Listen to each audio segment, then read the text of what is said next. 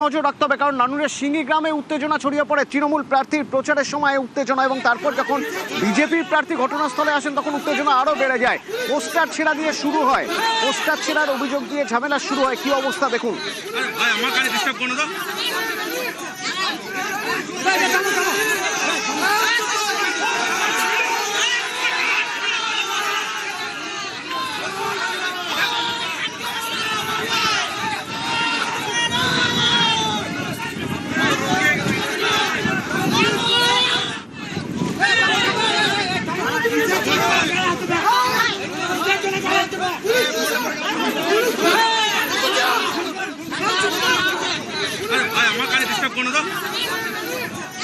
এখান থেকে রয়েছেন আমার সহকর্মী ইন্দ্রজিৎ। শুরু হলো কি নিয়ে? দেখো, আমি যেটা বলে রাখবো, সিঙ্গি গ্রামে কিন্তু আজকে তৃণমূল কংগ্রেসের বিধানচন্দ্র মাঝি যখন প্রচারে যায় প্রার্থী, তখনই যেটা অভিযোগ বিজেপির পক্ষ থেকে, বিজেপির প্রার্থী খোকন দাসের সমর্থনে যে সমস্ত ফ্ল্যাগ ফেস্টুন বা খোকন দাসের যে কোনো বস্তুগুলো লাগানো হয়েছিল তৃণমূল কর্মী সমর্থকরা ছিঁড়ে ফেলে দিচ্ছিল।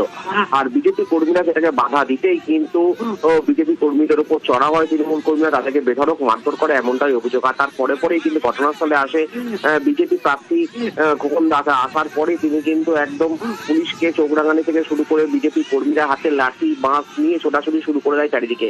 যদিও ঘটনাস্থলে বোলপুর থানার পুলিশ পৌঁছায় এবং সঙ্গে ছিল কেন্দ্রীয় বাহিনী এবং তাদেরকে শান্ত করে। পরবর্তী সময় এখনো পর্যন্ত কাউকে কিন্তু গ্রেফতার করা সম্ভব হয়নি। যদিও তৃণমূল কংগ্রেসের পক্ষ থেকে অভিযোগ অস্বীকার করা হয়েছে, তারা জানিয়েছে এই ঘটনার সঙ্গে তারা কোনোভাবেই যুক্ত নয়, এটা তাদের অর্থাৎ বিজেপি নিজের অন্তর্দ্বন্দ্বের জন্য এই ধরনের ঘটনা ঘটাচ্ছে এবং তাদের তৃণমূলের নামে দোষারোপ করছে, এমনটাই কিন্তু তৃণমূল জানাচ্ছে।